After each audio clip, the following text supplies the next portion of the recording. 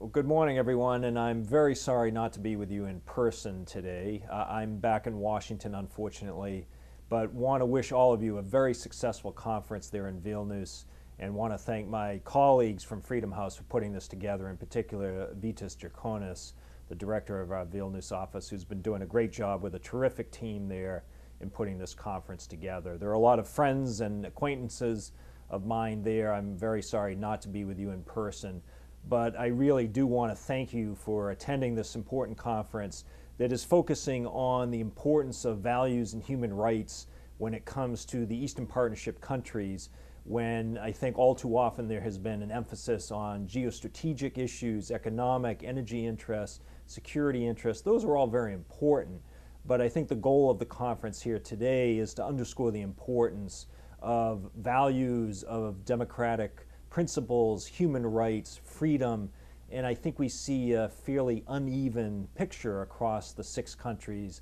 that are the focus of the Eastern Partnership. Certainly in the countries that we focus on, we see some serious concerns in places like Belarus and Azerbaijan, where in Azerbaijan, particularly after the election in early October, we've seen a nasty crackdown on civil society that was bad even before the election, and the situation there is of great concern to those of us in the human rights community. Belarus, of course, has been a source of great concern for a long time now, and I think we have not seen any improvement in the situation. There is a debate about how Belarus should be represented at the Eastern Partnership Summit in light of the crackdown that has been in place since December 2010, with no improvements really to indicate that the Lukashenko regime has deserved an invitation to the Eastern Partnership Summit.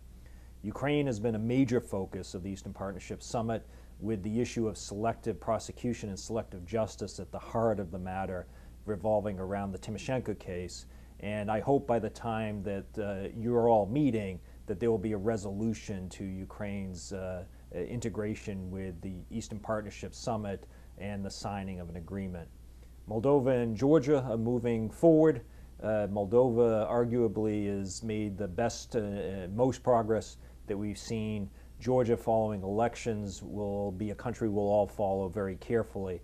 And of course, we were sorry to see Armenia decide to reverse its policy toward the Eastern Partnership under Russian pressure to sign with the Eurasian Economic Union.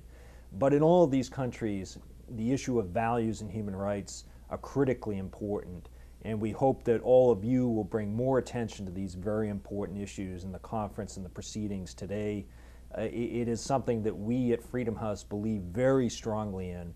We were founded in part to deal with threats to freedom and democracy in Europe and in Asia, and certainly we view the goal of a Europe whole, free, and at peace is one that is still not fulfilled, but one that we all need to strive for, and the best way to do that is through the constant and steady promotion of democracy, freedom, and human rights in Europe's East, and to ensure that all of these countries return to their proper place as members of Europe. And we hope one day that the country that isn't part of the Eastern Partnership, Russia, will do the same. So thank you again for taking the time to join us in Vilnius. I really do apologize for not being with you in person, but I very much look forward to hearing about the results of this very important gathering. And I wish all of you who will be attending the Eastern Partnership Summit itself in a couple of weeks after this conference the very best, with a strong emphasis on freedom and human rights. Thank you very much.